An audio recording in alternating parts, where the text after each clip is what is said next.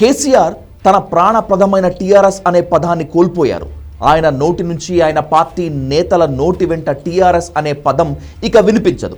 తెలంగాణ రాష్ట్ర సమితి టీఆర్ఎస్ 14 ఏళ్ల ప్రత్యేక రాష్ట్ర ఉద్యమం నడిపించింది. 10 ఏళ్ల పాటు అధికారాన్ని ఇచ్చింది. ఒక చరిత్ర సృష్టించింది. టీఆర్ఎస్ అంటే ఓ ఎమోషన్, ఓ భావోద్వేగం. 4 కోట్ల మంది ప్రజల నాలుకలపై కేసీఆర్ గుర్తుకు రాగానే పలికే పదం టీఆర్ఎస్. అలాంటి టీఆర్ఎస్ అనే పదాన్ని కేసీఆర్ నుంచి ఆయన కుమార్తె కవిత ఎత్తుకెళ్లిపోయారు. 2023 ఎన్నికల సందర్భంగా టీఆర్ఎస్ని వదులుకొని బీఆర్ఎస్ అంటే భారత రాష్ట్ర సమితి అనే పేరు పెట్టుకున్నారు కేసీఆర్. అక్కడి నుంచే టీఆర్ఎస్ పతనం మొదలైంది.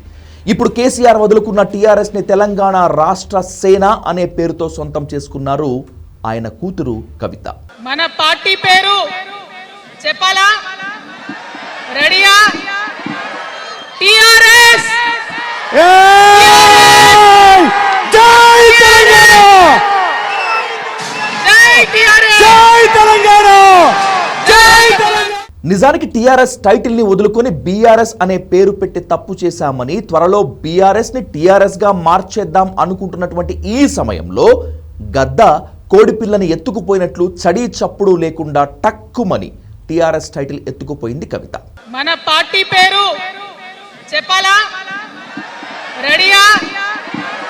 టీఆర్ఎస్.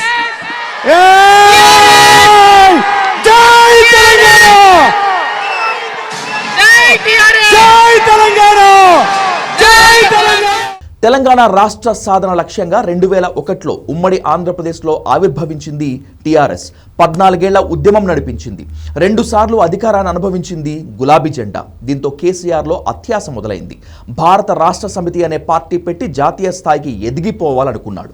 టీఆర్ఎస్ని వదులుకొని బీఆర్ఎస్గా పార్టీని మార్చేశాడు కేసీఆర్. ఈ ప్రయోగం దారుణంగా దెబ్బకొట్టింది.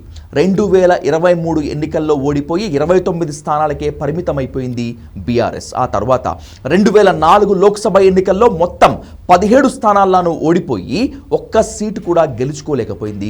జీరోగా మిగిలిపోయింది. ఏ తెలంగాణ అనే పదాన్ని చూసి జనం ఉద్యమించారో, ఏ తెలంగాణ పదం వల్ల రాష్ట్రాన్ని సాధించారో ఆ పదాన్ని వదిలిపెట్టేసరికి కేసీఆర్ తీవ్రంగా నష్టపోయారు. మధ్యకాలంలో టీఆర్ఎస్ని మళ్ళీ పార్టీకి పేరుగా పెట్టుకోవాలి, పునర్వైభవం సాధించాలని ఆలోచించడం మొదలుపెట్టారు బీఆర్ఎస్ పెద్దలు. కేటీఆర్ ఇదే విషయాన్ని చూచాయగా మీడియాకి లీక్ ఇచ్చారు కూడా. కానీ ఇంతలోనే అనూహ్యంగా ఆ టైటిల్ని ఎత్తుకెళ్లిపోయింది కవిత. టీఆర్ఎస్ అనే టైటిల్ కవితకు ఎంతవరకు లభిస్తుందో తెలియదు. కానీ దాన్ని కోల్పోయి కేసీఆర్ మాత్రం సర్వం కోల్పోయారు. కూతురు ఆ టైటిల్ని ఎత్తుకుపోయి కేసీఆర్ని ప్రతిరోజు ఇక మానసికంగా వేధించడం ఖాయంగా కనిపిస్తోంది.